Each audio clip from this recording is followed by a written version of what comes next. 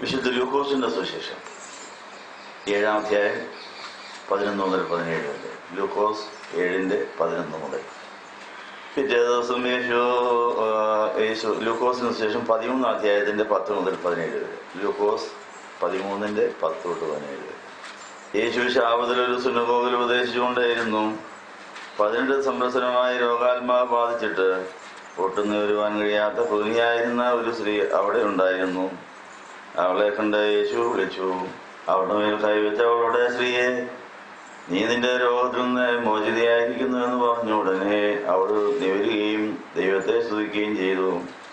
എന്നാൽ യേശു ശാപത്തിൽ സൗഖ്യമാക്കിയതുകൊണ്ട് സുനഗോഗ് പ്രമാണി കോപിച്ച് ജനങ്ങളോട് വേല ചെയ്യാവുന്ന 6 ദിവസങ്ങളുണ്ട്, ആ ദിവസങ്ങളിൽ ഒന്ന് സുഖം പ്രാപിക്കുവിൻ, ശാപത്തിൽ പാടില്ല എന്ന് പറഞ്ഞു. അപ്പോൾ യേശു അവനോട് പറഞ്ഞു, കപടഭക്ത, നിങ്ങൾ ഓരോരുവനും ശാപത്തിൽ തന്റെ കാളയെയോ കഴുതയോ തൊഴുത്തിൽ നിന്ന് അഴിച്ചു കൊണ്ടുപോയി കുളിപ്പിക്കുന്നില്ലയോ? അബ്രഹാമിന്റെ സന്തതിയും 18 സംവത്സരമായ അകൽക്കർസായാൽ ബന്ധിതയുമായ ഇവളെ ശാപത ദിവസം ഈ ബന്ധനത്തിൽ നിന്നും അഴിച്ചുവിടുന്നത് ന്യായമല്ലയോ? അവൻ ഇങ്ങനെ പറഞ്ഞപ്പോൾ വിരോധികളെല്ലാം ലജ്ജിച്ചു. ജനമെല്ലാം അവൻ മൂലം നടന്നുകൊണ്ടിരുന്ന സകല അത്ഭുതങ്ങളിലും സന്തോഷിച്ചു. പ്രഭാതത്തിൽ വായിക്കേണ്ട വേദഭാഗങ്ങൾ വായിക്കുന്നു. വിശുദ്ധ ലൂക്കോസ് 7:11 മുതൽ 17 വരെ. പിറ്റേ ദിവസം യേശു നയൻ എന്നു പേരുള്ള പട്ടണത്തിലേക്ക് പോയി. അവന്റെ ശിഷ്യന്മാരും വലിയ ജനക്കൂട്ടവും കൂടെ ഉണ്ടായിരുന്നു. അവൻ പട്ടണവാതിലിനെ സമീപിച്ചപ്പോൾ മരിച്ച ഒരാളെ സംസ്കരിക്കുവാൻ കൊണ്ടുപോകുന്നത് കണ്ടു. മരിച്ചയാൾ മാതാവിന് ഏകപുത്രനും ആ മാതാവ് വിധവയും ആയിരുന്നു. അവളും പട്ടണവാസികളുമായ വളരെ ജനവും കൂടെ ഉണ്ടായിരുന്നു. യേശു അവളെ കണ്ടു മനസ്സറിഞ്ഞു. കരയണ്ട എന്ന് പറഞ്ഞു. അവൻ അടുത്ത് ചെന്ന് ശവമഞ്ചത്തെ തൊട്ടു. അത് വഹിച്ചിരുന്നവർ നിന്നു. അവൻ, യുവാവേ, നിന്നോട് ഞാൻ പറയുന്നു, എഴുന്നേൽക്കുക എന്ന് പറഞ്ഞു. മരിച്ചവൻ എഴുന്നേറ്റിരുന്ന് സംസാരിച്ചു തുടങ്ങി. യേശു അവന്റെ മാതാവിനെ ഏൽപ്പിച്ചു കൊടുത്തു. എല്ലാവരും ഭയപ്പെട്ടു. ഒരു വലിയ പ്രവാചകൻ നമ്മുടെ ഇടയിൽ ഉണ്ടായിരിക്കുന്നു, ദൈവം തന്റെ ജനത്തെ സന്ദർശിച്ചിരിക്കുന്നു എന്ന് പറഞ്ഞ് ദൈവത്തെ മഹത്വപ്പെടുത്തി. അവനെ കുറിച്ചുള്ളതായി വാർത്ത യഹൂദ്യരിൽ എല്ലായിടത്ത പരിസരങ്ങളിലും പ്രചരിച്ചു. നിങ്ങൾക്കെല്ലാവർക്കും സമൃദ്ധി ഉണ്ടായിരിക്കട്ടെ. വലിയ നോമ്പിന്റെ 5-ാമത്തെ ഞായറാഴ്ച കൂനിയായ സ്ത്രീയെ കർത്താവ് നിവർത്തി. അവൾക്ക് കർത്താവിനെ ആരാധിപ്പാനും കർത്താവിന്റെ മുഖത്ത് നോക്കുവാനും ഒക്കെ അവസരം നൽകിയതായ ആ അനുഗ്രഹം എല്ലാ വർഷവും ഈ 5-ാമത്തെ ഞായറാഴ്ച ദിവസം നമ്മൾ ഓർക്കുന്ന നല്ല പതിവുണ്ട്. ഈ വർഷവും നമ്മൾ ഈ നോയമ്പിന്റെ 5-ാം ഞായറാഴ്ച ഈ കാര്യം ഓർത്തിരിക്കുന്നു. നമ്മുടെ പാപക്കുവിനെ നോക്കുവാനും നവീൻ പട്ടണത്തിൽ മരിച്ചുപോയ ഒരു യുവാവിനെ കർത്താവ് ഉയർപ്പിച്ച് വിധവയായിരുന്നവരെ അമ്മയെ ആശ്വസിപ്പിക്കുവാനും കർത്താവിന്റെ ഇടപെടൽ നമ്മൾ കണ്ടു. ഈ നോമ്പിന്റെ 5-ാം വാരത്തിൽ നമ്മൾ ഇന്ന് യാചിക്കാൻ പോകുന്നത് പാപത്തിൽ മരിച്ച് മരവിച്ച നമ്മുടെ വശങ്ങളെ ഉയർപ്പിക്കുവാൻ പുനരുത്ഥാനം ജീവനുമായ യേശു നമ്മുടെ വിളിച്ച് കയ്യെ പിടിച്ച് എഴുന്നേൽപ്പിച്ച് മറ്റുള്ളവർക്ക് നമ്മളെ അവൈലബിളാക്കി നമുക്ക് സുലഭമാക്കി കൊടുക്കുന്ന ആ കൃപ ഉണ്ടാകുവാൻ പ്രാർത്ഥിക്കുന്നു. അതിനെ പരിശുദ്ധാത്മാവ് വ്യാപരിക്കട്ടെ. പിതാവിലും പുത്രനുള്ളതായ വിശ്വാസം നമ്മൾ പുതുക്കി പരിശുദ്ധാത്മാവിലും സഭയിലുള്ളതായ വിശ്വാസം നമ്മൾ പുതുക്കുമ്പോൾ സഭയിലൂടെ ശുശ്രൂഷ കർത്താവ് തുടരുകയാണ്. നമ്മുടെ അഭിഷേകം ജ്വലിപ്പിച്ചുകൊണ്ട് മരിച്ച് മരവിച്ച ചില വശങ്ങൾ ഉയർത്തി നിൽക്കും. അത് കർത്താവിനെ ആരാധിച്ച് കർത്താവിനോടുകൂടെ പന്തിയിലിരുന്ന് ആനന്ദിക്കാനിടയാകും. അതോടൊപ്പം തന്നെ പാപക്കൂന് നോർന്ന് ഉയരത്തിലേക്ക് പിതാവിന്റെ മുഖത്തിൽ നോക്കുവാൻ ആരാധിപ്പാൻ ഇടയാകട്ടെ എന്ന് ആശംസിക്കുന്നു. സഹോദരി സംഘങ്ങളെ, മാതാവുകളെ, ഗുരുക്കന്മാരെ ഞങ്ങൾ ക്ഷമിക്കണം. ഈ കുർബാന അംഗീകരിക്കുവാൻ നിങ്ങളവരും ഞങ്ങൾക്ക് വേണ്ടിയും പ്രാർത്ഥിക്കണമേ.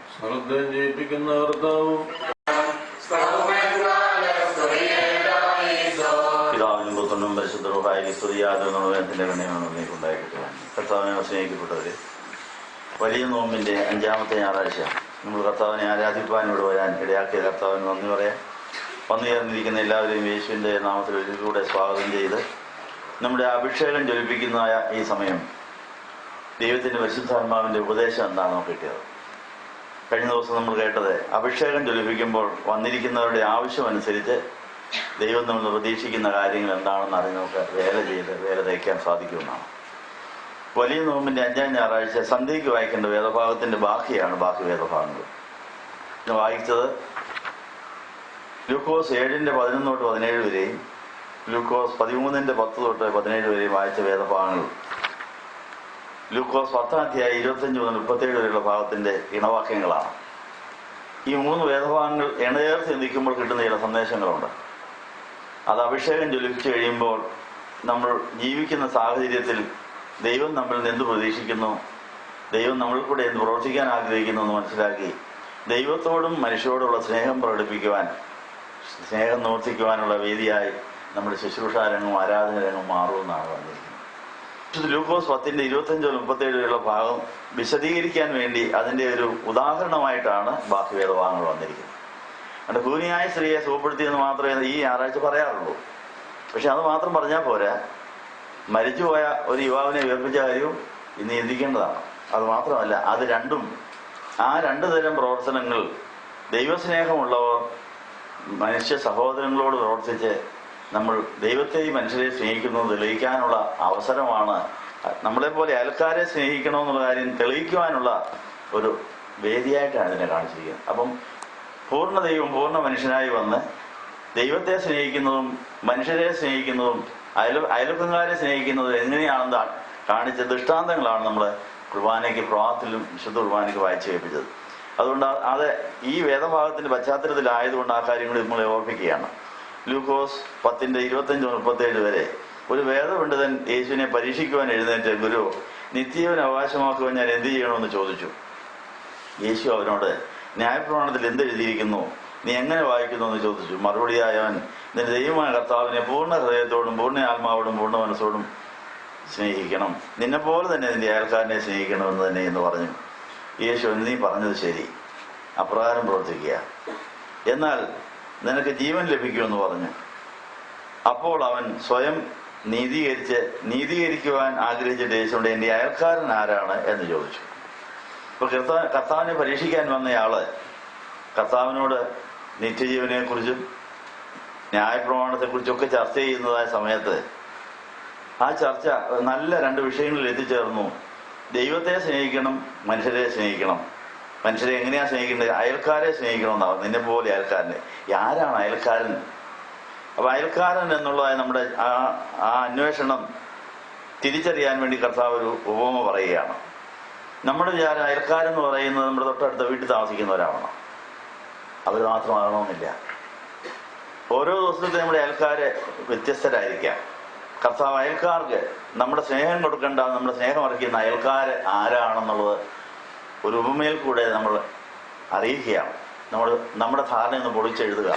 നമ്മുടെ തൊട്ടടുത്ത് കിടക്കുന്ന അയൽവക്കത്ത് ആരാണ് അയൽക്കാരെന്ന് നമ്മുടെ വിചാരം. പക്ഷേ ഒരു ബന്ധവുമില്ലാത്ത ദൂരെ ഇരിക്കുന്നവർ നമ്മുടെ അയൽക്കാരാകാൻ സാധ്യതയുണ്ട്. അത് തിരിച്ചറിയണമെങ്കിൽ ആ പരിശുദ്ധാത്മാവിന്റെ അഭിഷേകം ചൊല്ലിച്ചാലേ ഇന്നത്തെ എൻ്റെ അയൽക്കാരാരാണ് എന്ന് നമുക്ക് തിരിച്ചറിഞ്ഞിട്ട് കൽപ്പന നിവർത്തിക്കാൻ സാധിക്കുകയുള്ളൂ. ദൈവത്തെ സ്നേഹിച്ചിട്ട് ആ ദൈവസ്നേഹം അയൽക്കാരന് കൊടുത്തിട്ട് നമ്മൾ ദൈവത്തെയും സ്നേഹിക്കുന്നു എന്ന് തെളിയിക്കുന്ന ആ സാഹചര്യത്തിൽ മാത്രമേ നിത്യജീവൻ ലഭിക്കുകയുള്ളൂ എന്നാണ് പറയുന്നത്. അപ്പൊ നിത്യജീവൻ ലഭിക്കുവാൻ നമ്മുടെ ഓരോ ദിവസത്തെ ജീവൻ ദൈവസ്നേഹത്തിലും അയൽവക്ക സ്നേഹത്തിലും ചെലവഴിച്ചുകൊണ്ടേയിരിക്കണം. അപ്പോൾ അത് നിത്യജീവനായി ഉയർത്തെഴുന്നേറ്റ യേശുവിന്റെ ഉള്ളിൽ എത്തിച്ചേരും എന്നുള്ള വലിയ സത്യമാണ് നമ്മളെ ഇന്ന് പഠിപ്പിച്ചത്. അതുകൊണ്ട് അയൽക്കാരാരാണെന്നുള്ള കാര്യം വിശദീകരിക്കേണ്ട ആവശ്യം വന്നപ്പോൾ കർത്താവ് രൂപം പറഞ്ഞു. ഒരു മനുഷ്യൻ യെരുശലേമിൽ നിന്ന് യെരിഹോവിലേക്ക് പോകുമ്പോൾ കള്ളന്മാരുടെ കയ്യിൽ അകപ്പെട്ടു. അപ്പൊ ഈ നല്ല ശമരിയാക്കാരന്റെ ഉപമ നമ്മള് സൺഡേ സ്കൂൾ പഠിക്കുന്ന കാലം തൊട്ട് പഠിച്ചതാണ്. പക്ഷെ അതൊരു ഉപമയായിട്ടൊരു കഥയായിട്ടാണ് പഠിച്ചു. പക്ഷെ ഇന്ന് ഇവിടെ പഠിക്കുന്നത് അയൽക്കാരൻ ആരാണെന്ന് തെളിയിക്കാൻ വേണ്ടിയാണ് ഈ ഉപമ പറഞ്ഞത്. നമുക്ക് പലപ്പോഴും അയൽക്കാരാരാണെന്നുള്ള കാര്യം തിരിച്ചറിയാറില്ല. വിദ്യാബോധത്തിലാണ്. നമ്മൾ ഇതുവരെയായിട്ടും ദൈവസ്നേഹം നമ്മുടെ അയൽക്കാരോട് കാണിച്ച് നമ്മുടെ ജീവൻ, നമ്മുടെ പ്രാണസ്വർഗത്തിൽ എത്തിച്ചിട്ടുമില്ല.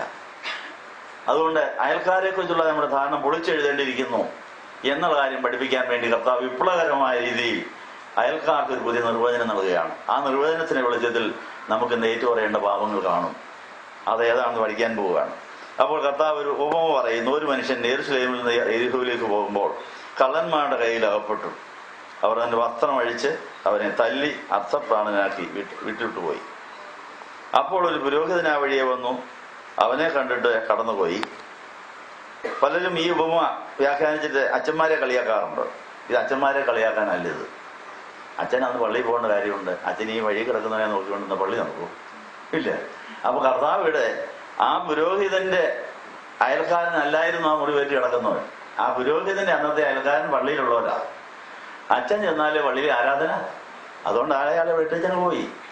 അത് കുറ്റമായിട്ടല്ല പറയുന്നത്. അത് ഈ അച്ഛന്റെ അന്നത്തെ അയൽക്കാരൻ അവനല്ലായിരുന്നു. പിന്നെ ആരാ? ആ പള്ളിക്കാരായിരുന്നതുകൊണ്ട് പള്ളിയിലേക്ക് പോയി. ഇനി അച്ഛന്റെ കൂടെ പോകേണ്ട ആളാണ് അടുത്തയാൾ. ആര്? ലേവ്യനല്ലേ വന്നു. ലേവ്യനും കൂടെ ചെന്നാലേ പള്ളിയിലെ കാര്യം നടക്കുള്ളൂ. ലേവ്യനും ഇയാളെ ഇട്ടങ്ങ് പോയി. അത് തെറ്റായിട്ട് പറയാനൊക്കെയല്ല. കാരണം ഈ ലേവ്യന്റെ അയൽക്കാരൻ അച്ഛനും പള്ളിക്കാരുമാണ്. അപ്പൊ അച്ഛനോടും ലേവ്യക്കാരന് പള്ളിക്കാരോടും ചേർന്ന അന്നത്തെ വേല ചെയ്താലേ അവന്റെ ധർമ്മം നിർവഹിച്ച് ദൈവസ്നേഹവും പരസ്നേഹവും അയൽവക്ക സ്നേഹവും എളുപ്പാകാൻ സാധിക്കുകയുള്ളൂ. എന്നാൽ യഥാർത്ഥത്തിൽ ഒരു ബന്ധവും ഇല്ലാതിരുന്ന നല്ല ശമരിയാക്കാരനും ഈ മുറിവേറ്റവനും തമ്മിൽ അയൽവക്കക്കാരനാണ് ഇവരെന്ന് തിരിച്ചറിഞ്ഞിട്ട് ആ പണി അവിടെ ചെയ്തു എന്നാണ് പറയുന്നത്. എന്താണ്? യാത്രാമധ്യേ ശമരിയാക്കാരൻ കിടന്നെടുത്ത് വന്നു. അവൻ ആ മനുഷ്യനെ കണ്ട് മനസ്സൊലിഞ്ഞു. അടുത്ത് എണ്ണയും മീഞ്ഞും പകർന്ന് അവന്റെ മുറിവുകൾ വെച്ച് കെട്ടി തന്റെ കഴുതപ്പുറത്ത് അവനെ കയറ്റി ഒരു സത്രത്തിൽ കൊണ്ടുവന്നാക്കി. അവന്റെ കാര്യങ്ങൾ ശ്രദ്ധിച്ചു. പിറ്റേന്ന് പ്രഭാതത്തിൽ ആ ശമരിയാക്കാരൻ സത്രക്കാരന് 2 ദീനാർ കൊടുത്തിട്ട് അവനോട്, നീ ഇവന്റെ കാര്യം പ്രത്യേകം ശ്രദ്ധിക്കണം. അധികം വല്ലത് ജലമുണ്ടായാൽ ഞാൻ മടങ്ങി വരുമ്പോൾ തന്നുകൊള്ളാം എന്നും പറഞ്ഞു. ഈ ഉപമ പറഞ്ഞിട്ട് കർത്താവ് ഈ തന്നെ പരീക്ഷിക്കാൻ വന്നവനോട് ചോദ്യം ചോദിക്കുകയാണ്. ഈ മൂവരിൽ ആരാണ് കള്ളന്മാരുടെ കയ്യിൽ അകപ്പെട്ടവൻ അയൽക്കാരനായി തീർന്നത്? അതാണ് ഇതിലെ വിഷയം. ഇതാണ്, കള്ളന്മാരുടെ കയ്യിൽ അകപ്പെട്ടവൻ അയൽക്കാരനാണെന്ന് ആ ശമരിയാക്കാരന് തോന്നി. തിരിച്ചറിഞ്ഞു. ലോകപ്രകാരം അവർ തമ്മിൽ ഒരു ബന്ധവുമില്ല. വഴി കിടന്ന ഒരുത്തൻ അവിടെ കിടക്കുന്നെന്ന് മാത്രം. പക്ഷേ അവന് മനസാക്ഷി ഉണ്ടായിരുന്നു. അവൻ ദൈവത്തോട് ആലോചിച്ച്, ദൈവമേ, ഞാൻ ഇന്ന് ഇതിലേ വരാൻ എന്താ കാരണം? ഞാൻ ഇത് കാണാൻ എന്താ കാരണം? നീ മുറിവേറ്റൊരുത്തനൂടെ കിടക്കുന്നു. മറ്റാർക്കും അവൻ ഇതുവരെ സഹായിക്കാൻ കഴിഞ്ഞിട്ടില്ല. അവൻ സഹായം അർഹിക്കുന്നവനുമാണ്. ഞാനെന്തിനാ കണ്ടത്? ഇത് നിന്റെ അയൽക്കാരനായിരുന്നു ദൈവാത്മാവ് അതുകൊണ്ട് പറഞ്ഞു. അതുകൊണ്ടാണ് നിന്നെ ഇന്ന് ഈ വഴിയെ കൊണ്ടുവന്നത്. അതുകൊണ്ട് നീ ദൈവത്തെ സ്നേഹിക്കുന്നെങ്കിൽ ഈ മുറിവേറ്റവന്റെ മുറിവ് കെട്ടണം നിന്റെ ചുമതലയാണ്. എങ്കിലേ നീ നിന്റെ അയൽക്കാരനെ നിന്നെ പോലെ സ്നേഹിച്ചു എന്നുള്ള ന്യായപ്രമാണം പാടി നിന്റെ പ്രാണൻ എന്ന സ്വർഗത്തിൽ കയറുകയുള്ളൂ. ഈ ഒരു ഉൾക്കാഴ്ച നമുക്ക് ലഭിച്ചിട്ടുണ്ട്. അപ്പൊ എല്ലാ ദിവസവും നമുക്ക് അയൽക്കാർ വ്യത്യസ്തരായിരിക്കാം. അപ്പോൾ ഇന്ന് സങ്കേതഭവനത്തിൽ വന്നിരിക്കുന്ന നമ്മളുടെ അയൽക്കാരായിപ്പോ ദൈവം നമ്മളിവിടെ കൊണ്ടുവന്നിരിക്കുക. പക്ഷെ അയൽക്കാരാണെങ്കിൽ ഉത്തരവാദിത്വം കൂടും കേട്ടോ. എന്താ? ഇവിടെ വന്നിരിക്കുന്നവരുടെ മുറിവും ചതവും നമ്മൾ വെച്ച് കെട്ടണം. നിങ്ങൾക്കറിയാം വന്നിരിക്കുന്നതിനകത്ത് മുറിവും ചതവും ഉണ്ടെന്ന്. കഴിഞ്ഞ രാത്രി ഞാൻ പ്രാർത്ഥിച്ച കർത്താവ് ഞാൻ പലരും മുറിഞ്ഞ് ചതഞ്ഞാ വന്നിരിക്കുന്നത്. അത് കെട്ടിയെങ്കിലേ നമ്മൾ ഈ അയൽക്കാരോട് സ്നേഹം കാണിച്ചിട്ട് ദൈവസ്നേഹം നമുക്ക് പൂർണ്ണമാക്കാൻ അതിന് കൃപകളും കൃപാവരങ്ങളും വേണം. ആത്മാവിൽ പ്രാർത്ഥിക്കണം. കർത്താവ് ഞാൻ ഇന്ന് എവിടാ പോകേണ്ടത്? പോകുന്ന വഴി എൻ്റെ അയൽക്കാർ എത്ര പേരെ ഞാൻ കാണും? അവർക്ക് എന്തൊക്കെ ഞാൻ ചെയ്തു കൊടുക്കണം? അങ്ങനെ നമ്മുടെ ഓരോ ദിവസത്തെയും പ്രാണൻ ദൈവസ്നേഹത്തിലും അയൽവക്ക സ്നേഹത്തിലും ചെലവഴിച്ചെങ്കിലേ നമ്മുടെ പ്രാണൻ ഉയർത്തെഴുന്നേറ്റ് യേശുവിന്റെ മാറിൽ എത്തിച്ചേർന്ന് കല്യാണത്തിന് പോകാനും കൂടും. അങ്ങനെയാണ് കല്യാണത്തിന് പോക്ക് നടക്കുക അടുത്തെങ്ങാനും ഇല്ല. അങ്ങനെ ഇന്ന് തൊട്ടെങ്കിലും കർത്താവ് എൻ്റെ അയൽക്കാരാരാണ് എന്നെ തിരിച്ചറിയിക്കാൻ ഒരു ഉൾക്കാഴ്ച എനിക്ക് തരണം. അതുകൊണ്ട് ഓരോ ദിവസത്തിലും ഓരോരുത്തർക്ക് അയൽക്കാർ വ്യത്യസ്തരായിരിക്കും. ഏതായാലും നല്ല ശമരിയാക്കാരന് അന്നത്തെ ദിവസം ഈ മുറിവേറ്റ് കിടന്നവനായിരുന്നു അയൽക്കാരനെന്ന് മനസ്സിലായി. അവൻ സകല പരിപാടി മാറ്റിവെച്ചു. അതാണ് എൻ്റെ ധർമ്മം. ദൈവസ്നേഹം പ്രകടിപ്പിക്കുവാൻ ഈ മുറിവേറ്റവനെ ശുശ്രൂഷിക്കുന്നതാണ് എൻ്റെ ഇന്നത്തെ ധർമ്മം, ഇന്നത്തെ ജോലി. അതാണ് എൻ്റെ സ്നേഹം പ്രകടിപ്പിക്കാൻ ദൈവം എനിക്ക് തന്ന കേസാണിത് എന്ന് പറഞ്ഞുകൊണ്ട് അവന് എന്തൊക്കെ കാര്യങ്ങളാണ് ചെയ്തത്. അവൻ്റെ യാത്ര നിർത്തിവെച്ചു. അവൻ വാഹന മൃഗത്തിൽ താഴെ ഇറങ്ങി ഈ മുറിവേറ്റവനെ പരിശോധിച്ചു. മനസ്സലിഞ്ഞു. അടുത്ത് ചെന്നു എണ്ണയും മീഞ്ഞും പകർന്ന് ഫസ്റ്റ് എയ്ഡൊക്കെ നടത്തി മുറിവുകൾ വെച്ച് കെട്ടി അവൻ്റെ കഴുതപ്പുറത്ത് കയറ്റി. അവൻ്റെ കഴുത ഇവൻ്റെയും കൂടെ കഴുതയാണെന്ന് അവന് മനസ്സിലായി. നമ്മുടെ വാഹനം മറ്റുള്ളവരുടെയും കൂടെ വാഹനമാണെന്ന് തോന്നുന്നത് എപ്പോഴാ?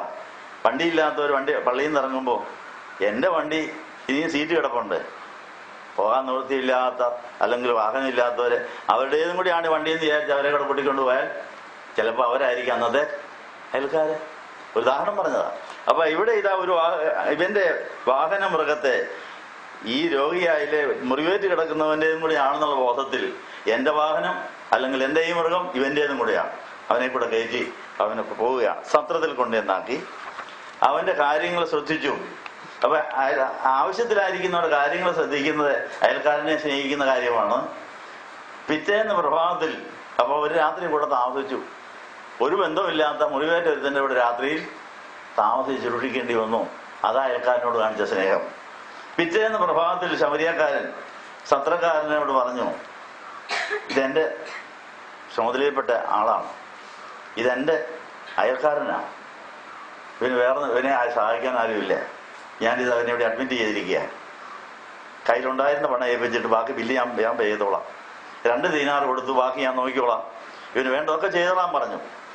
ഇവന്റെ കാര്യം പ്രത്യേകം ശ്രദ്ധിക്കണം, അധികം വല്ലതും ചിലവുണ്ടായാൽ ഞാൻ മടങ്ങി വരുമ്പോൾ തന്നുകൊള്ളാം. ഇങ്ങനെ നമ്മൾ അയൽക്കാരനെ സ്നേഹിച്ചിട്ടുണ്ടോ? ഇല്ലെങ്കിൽ ഒന്ന് കുമ്പസാരിക്കണ്ടേ? നോമ്പിന്റെ 5-ാം ഞായറാഴ്ച കുമ്പസാരത്തിനുള്ള വിഷയം കിട്ടിയിരിക്കുന്നു. നമ്മൾ എത്രയോ അയൽക്കാരെ തിരിച്ചറിയാതെ ഇട്ടേച്ചു പോയിരിക്കുന്നു. അതിന്റെ കേസ് നമ്മൾ തീരേണ്ടേ, അത് കണ്ടെത്തേണ്ടിയിരിക്കുന്നു. അതുകൊണ്ട് ആ നല്ല ശമരിയാക്കാരൻ യേശു തന്നെയാണെന്നാ പറഞ്ഞത്. യേശുവിന്റെ ദൃഷ്ടാന്തമാണ്. ആ യേശു തന്നെയാണ് നല്ല ശമരിയാക്കാരനായി പരസ്യ ശുശ്രൂഷാവേളയിൽ ഇതുപോലെ അനേകരെ സഹായിച്ചത്. ഈ ദൈവത്തിന്റെ വചനം നിവർത്തിക്കുന്നത് എങ്ങനെയാണെന്ന് കാണിച്ചു തരികയായിരുന്നു. അപ്പോൾ ഈ നല്ല ശമരിയാക്കാരനെ പോലെ കർത്താവ് മുറിവേറ്റവരെയും ചതഞ്ഞവരെയും ദുഃഖിതരെയും പിതാവിനോട് ആലോചിച്ചു, ഇത് മോനെ, ഇത് നിന്നെ കാത്തിരിക്കുകയാണ് ഇവര്, ഇവന് വേണ്ടിയാണ് നിന്നെ അങ്ങോട്ട് അയച്ചത്. എല്ലാ രാത്രി പ്രാർത്ഥനയിലും കർത്താവിന് ആ നിർദ്ദേശങ്ങൾ കിട്ടുമായിരുന്നു. പകൽ സമയത്ത് ഇന്ന വഴിയെ പോകണം, ഇന്ന വീട്ടിൽ പോകണം, ഇന്നതൊക്കെ ചെയ്യണം, ഇന്നവരെയൊക്കെ കാണും, അതെല്ലാം അവരെ നീ ചെയ്തു പോകാൻ മുന്നിലേക്ക് ശുശ്രൂഷയാണ്, നിന്റെ വചനം കൊടുക്കുവാൻ, നിന്റെ വേല തയ്ക്കാൻ പിതാവ് കരുതിയിരിക്കുന്നതാണെന്ന് എന്ന് പറഞ്ഞുകൊണ്ടാണ് ഇന്ന് വായിച്ച വേദഭാഗത്തിലെ സംഭവങ്ങൾ നല്ല ശമരിയാക്കാരനായിട്ട് കർത്താവ് കാണിച്ചതാണ്. ഇനി നമുക്ക് ഇന്നത്തെ വേദഭാഗത്തിലേക്ക് വരാം. പ്രഭാതത്തിൽ വായിച്ച ലൂക്കോസ് 7:11-17 വരെയുള്ള ഭാഗം കർത്താവ് നല്ല ശമരിയാക്കാരനായിട്ട് പിറ്റേന്ന് യേശു നയീൻ പേരുള്ള പട്ടണത്തിലേക്ക് പോയി. അപ്പൊ രാത്രി പ്രാർത്ഥിച്ചപ്പോൾ പരിശുദ്ധാത്മാവ് പറഞ്ഞു, നയീൻ പട്ടണത്തിലേക്കാണ് പിറ്റേ ദിവസം പോകേണ്ടത്. ആ പോകുന്ന വഴി ശമരിയാക്കാരൻ ആരായിരിക്കും? ചത്ത ഒരുത്തനായിരിക്കും ശമരിയാക്കാരൻ, അല്ലെ? ആ ശമരിയാക്കാരന് അവന് വേല ചെയ്യാൻ ചത്തയാളിനെ ശുശ്രൂഷിക്കുന്നതായിരിക്കും നിന്റെ ഡ്യൂട്ടി. ആ നല്ല ശമരിയാക്കാരന്റെ പണി നീ ചെയ്യേണ്ടത് ഒരു മരിച്ചയാളിനെ ഉയർപ്പിച്ച് കരഞ്ഞുകൊണ്ട് വരുന്ന നിരാശ്രയരായിരിക്കുന്ന ആരുമില്ലാത്ത ഒരു വിധവയെ സഹായിക്കുന്നതാണ് അന്നത്തെ നല്ല ശമരിയാക്കാരന്റെ പണിയെന്ന് കാണിച്ചു കൊടുത്തു. അപ്പോൾ അവൻ പട്ടണത്തിന്റെ സമീപിച്ചപ്പോൾ മരിച്ച ഒരാളെ സംസ്കരിക്കാൻ കൊണ്ടുപോകുന്നത് കണ്ടു. അപ്പോൾ തലേദിവസം രാത്രിയിലേ പ്രാർത്ഥിച്ച കർത്താവിന് മനസ്സിലായി, ഇത് ഇന്ന് ഞാൻ ചെയ്യേണ്ട പണിയാണ്, എനിക്കിവിടെ പണിയുണ്ട്. ഇവിടെ നല്ല ശമരിയാക്കാരന്റെ പണി കാണിക്കേണ്ട, എന്റെ സ്നേഹം പ്രകടിപ്പിക്കേണ്ട, എന്റെ ശുശ്രൂഷ, എന്റെ ശക്തിയും എന്റെ കൃപകളും കൃപാവരും ജ്വലിപ്പിക്കേണ്ട ഒരു വിഷയമാണിതെന്ന് നേരത്തെ അറിയാമായിരുന്നുകൊണ്ട് ഇതാ അതിലൂടെ കടന്നു പോകുന്നു. മരിച്ചയാൾ മാതാവിന് ഏകപുത്രനും ആ മാതാവ് വിധവയുമായിരുന്നു. അവളും പട്ടണവാസികളായ വളരെ ജനങ്ങളും കൂടെ ഉണ്ടായിരുന്നു. അവരെല്ലാം ഈ വിധവയുടെ സഹതാപമുള്ളവരും വിധവയുടെ അഭ്യുതകാംക്ഷികളുമാണ്. യേശു അവളെ കണ്ടു മനസ്സിലിഞ്ഞു. നല്ല ശമരിയാക്കാരൻ മുറിവേറ്റവനെ കണ്ട് മനസ്സിലിഞ്ഞതുപോലെ തന്നെ ഇത് അവിടെ മനസ്സിലിയുന്നു. കരയേണ്ട എന്ന് പറഞ്ഞു. അപ്പൊ മറ്റുള്ളവരുടെ ദുഃഖങ്ങളും സങ്കടങ്ങളും കണ്ടിട്ട്, കർത്താവേ, ഇത് ഞാൻ കണ്ണുനീരൊപ്പേണ്ട വിഷയമാണോ? അതിനുള്ള കൃപകളും കൃപാവരങ്ങളിലേക്ക് തന്നെ നിങ്ങൾ പ്രാർത്ഥിച്ചിട്ടുണ്ടോ? അങ്ങനെ നമ്മുടെ ജീവിതയാത്രയിലെ വഴിയോരങ്ങളിൽ മരിച്ചവരും മുറിവേറ്റവരും ചതഞ്ഞവരും അനേകരെ നമ്മൾ കണ്ടെത്തും. ഇത്രയും നാളും കണ്ടെത്തിയവരെ എൻ്റെ അയൽക്കാരനാണ് നിങ്ങൾക്ക് തോന്നിയിട്ടുണ്ടോ? ഇല്ലെങ്കിൽ കുമ്പസാരിക്കണ്ടേ? കർത്താവെ ക്ഷമിക്കണം, ഞങ്ങൾക്ക് ഇതുവരെയായി ഞങ്ങളുടെ പ്രാണൻ നിന്റെ ഉള്ളിൽ കയറാത്തതിന്റെ കാര്യം മനസ്സിലായോ? പ്രാണൻ 100 ആയവർ ഇതിനകത്ത് എത്ര പേരുണ്ട്? പ്രാണന് കർത്താവിനുള്ളിൽ കയറണമെങ്കിൽ നല്ല ശമരിയാക്കാരന്റെ പണി ചെയ്യണം, അല്ലെങ്കിൽ പ്രാണൻ താഴോട്ട് പോകും. പ്രയാസത്തിൽ പ്രാണൻ പാതാളത്തിൽ പോകുന്നു എഴുതിയിരിക്കുന്നു. അവൻ അടുത്ത് ചെന്ന് ശവമഞ്ചത്തെ തൊട്ടു. അത് വഹിച്ചിരുന്നവർ നിന്നു. യുവാവേ, നിന്നോട് ഞാൻ പറയുന്നു, എഴുന്നേൽക്കുക എന്ന് പറഞ്ഞു. മരിച്ചവൻ എഴുന്നേറ്റിരുന്ന് സംസാരിച്ചു തുടങ്ങി. യേശു അവനെ അവന്റെ മാതാവിനെ ഏൽപ്പിച്ചു കൊടുത്തു. അതായിരുന്നു അന്നത്തെ. അപ്പൊ ആ യേശുവിന്റെ അന്നത്തെ അയൽക്കാര്, ഈ ദുഃഖിതരായി ഈ വിധവയുടെ മോനെ അടക്കാൻ പോയ അവരായിരുന്നു അന്നത്തെ തന്റെ അയൽക്കാരായിട്ട് എനിക്ക് മനസ്സിലായി. അത് കഴിഞ്ഞ് സുന്നഗോഗിൽ ഉപദേശിച്ചുകൊണ്ടിരുന്നപ്പോൾ 18 വർഷം കൂനിയായിട്ട് നടന്ന ഒരു സ്ത്രീ ആയിരുന്നു യേശുവിന്റെ അന്നത്തെ അയൽക്കാരത്തെ എഴുന്നേപ്പിച്ച് നിർത്തി വിട്ടു. ഇതുപോലെ നമ്മൾ ചെയ്തു പോരേണ്ട ഉന്നരിക്കുന്ന അനേക ശുശ്രൂഷകളുണ്ട്. അത് എഫേസ്യർ 2:10 എഴുതിയിരിക്കുന്നു. അങ്ങനെ നമ്മൾ ചെയ്തു പോരേണ്ട ഉന്നരിക്കുന്ന ശുശ്രൂഷകൾ ചെയ്തെങ്കിലേ പ്രാണൻ കുരിശു വഹിച്ച സ്വർഗത്തിൽ എത്തിച്ചേരുകയുള്ളൂ. സ്വർഗത്തിൽ എത്തിച്ചേർന്നാലേ കല്യാണത്തിന് പോകാനൊക്കെയുള്ളൂ. അതുകൊണ്ട് പിതാക്കന്മാർ ഈ ഒരു ഉൾക്കാഴ്ച തരാൻ വേണ്ടിയാണ് ഈ 3 വേദഭാഗങ്ങൾ സന്ധ്യയ്ക്കും പ്രഭാതത്തിലും കുർബാനയ്ക്കുമായി തന്നിരിക്കുന്നത്. ഇങ്ങനെ ഈ വേദഭാഗങ്ങൾ ചിന്തിച്ചിട്ടുണ്ടോ? ഇല്ല. അപ്പോൾ ഈ വർഷത്തെ കൂനിയായ സ്ത്രീയുടെ സന്ദേശം കേട്ടല്ലോ. ഇനി കഴിഞ്ഞ കൊല്ലത്തെ ഏറെന്നായിരുന്നു. ഒരു 3-4-8-10 കൊല്ലത്തെ റിവ്യൂ നടത്താൻ പോകും. നാളെ തൊട്ട് അത് നിങ്ങൾ വെബ്സൈറ്റിൽ പോകാമെങ്കിൽ കഴിഞ്ഞ ഒരു 10 കൊല്ലത്തിനിടയിൽ പല വർഷങ്ങളിലായി ഈ കൂനിയായ സ്ത്രീയുടെ സന്ദേശം ഓരോ വർഷവും ആരായിരുന്നു അയൽക്കാരെന്ന് തിരിച്ചറിയാത്തപ്പോൾ വന്നവരെ ആശ്വസിപ്പിക്കാൻ വേണ്ടി ആയിരുന്നു ഓരോ ദിവസത്തെ സന്ദേശങ്ങൾ. നിങ്ങൾക്ക് വെബ്സൈറ്റിൽ പോയി sangeethavan.in.in എന്ന് പറയുന്ന സങ്കേത വെബ്സൈറ്റിൽ ചെല്ലാമെങ്കിൽ ഇന്നു മുതൽ തിങ്കൾ, ചൊവ്വ, ബുധൻ, വ്യാഴം ദിവസങ്ങളിൽ കഴിഞ്ഞ പല വർഷങ്ങളിലെ കൂനിയായ സ്ത്രീയുടെ ഓർമ്മ നടത്തിയ ഞായറാഴ്ചകളിലെ പ്രസംഗവും ശുശ്രൂഷകളും കാണാം. അത് ഓരോ വർഷത്തെയും അയൽക്കാർ വ്യത്യസ്തരാണ്. കഴിഞ്ഞ കൊല്ലം വരാത്തൊരു കൂടെ തിരിപ്പുണ്ട്. ഇന്ന് വരുന്നവർ നാളെ ചിലപ്പോൾ വന്നില്ലെന്നിരിക്കും. അപ്പോൾ ഓരോ ദിവസവും നമുക്ക് അയൽക്കാർ പുത്തനായിരിക്കും. പുത്തൻ അയൽക്കാരെ എങ്ങനെയാണ് ആശ്വസിപ്പിക്കുന്നത് അറിയണമെങ്കിൽ വെബ്സൈറ്റിൽ പോവുക, സന്ദേശം കേൾക്കുക. ഇപ്പോൾ കർത്താവ് വന്നിരിക്കുന്നവരെ ആശ്വസിപ്പിക്കാൻ നിങ്ങളുടെ മധ്യത്തിലൂടെ കടന്നു പോകാൻ പോവുക. ധൂപപ്രാർത്ഥന. പരിശുദ്ധ കന്യാമറിയാമാണ് കൃപായുഗത്തിൽ ആദ്യമായി അയൽക്കാരെ കണ്ടെത്തി അവർക്ക് വേണ്ടി ജീവൻ കൊടുത്തത്. കല്യാണം ഉറച്ചിരിക്കുകയായിരുന്നെങ്കിലും കന്യാമറിയാമിന് പാപത്തിൽ മരിച്ച് പാതാളം വരെ പോയ മനുഷ്യന്റെ പ്രാണക്കുട്ടികളോടായിരുന്നു സഹതാപം. അപ്പോൾ കൃപ നിറഞ്ഞ മറിയാമേ നിനക്ക് സമാധാനം എന്ന് പറഞ്ഞ് രക്ഷകനായ യേശു പാതാളം വരെ പോയി പാതാളത്തിൽ കിടക്കുന്ന മുറിവേറ്റവരെയും ചതഞ്ഞവരെയും എടുത്ത് പർദീസായിലേക്ക് കൊണ്ടുവന്ന പണിക്ക് മാംസം ധരിക്കുവാൻ ഒരു കന്യക വേണമെങ്കിൽ, ഒരു അമ്മ വേണമെങ്കിൽ അത് ഞാനായിക്കോട്ടെ എന്ന് പറഞ്ഞപ്പോൾ പരിശുദ്ധ കന്യാമറിയാമാണ് കൃപായുഗത്തിൽ ആദ്യമായി നല്ല ശമരിയക്കാരന്റെ പണി ചെയ്തത്. ആ മറിയാം നമുക്ക് സംഭാവന ചെയ്ത് യേശു ഇതാ നല്ല ശമരിയക്കാരൻ നമ്മുടെ അടുത്തോട്ട് കടന്നു പോകാൻ പോകുന്നു. നിങ്ങൾ എഴുന്നേറ്റ് നിന്നാട്ട് നിങ്ങളുടെ അതിഥിയോട് വരാൻ പോവുക. നിങ്ങളുടെ മുറിഞ്ഞതും ചതഞ്ഞതും ദുഃഖിതമായിരിക്കുന്ന സാഹചര്യം എല്ലാം കർത്താവ് ഇന്ന് ഇവിടെ വന്നിരിക്കുന്ന യേശുവിന്റെ സ്നേഹിതരായി അയൽക്കാരായി നമ്മൾ ഉൾപ്പെട്ടിരിക്കുന്നു. ഇതേ വേല നമ്മൾ മറ്റുള്ളവർക്ക് ചെയ്തു കൊടുക്കണം. ഈ യേശു നമുക്ക് ചെയ്തിരുന്ന ഈ ശുശ്രൂഷ നമ്മൾ ഏറ്റുവാങ്ങിയിട്ട് നമ്മൾ ഓരോ ദിവസവും നമ്മുടെ അയൽക്കാരെ തിരിച്ചറിഞ്ഞ് വേല തികച്ചിട്ട് നമുക്ക് കർത്താവിന്റെ കല്യാണ മണ്ഡപത്തിലെത്തണം. അത് ആഗ്രഹിക്കുന്നവർക്ക് വേണ്ടി മാതാവിനോടൊത്ത് ധൂപപ്രാർത്ഥന തുടരുകയാണ്. ഉണ്ടായിരിക്കട്ടെ. ആമേൻ.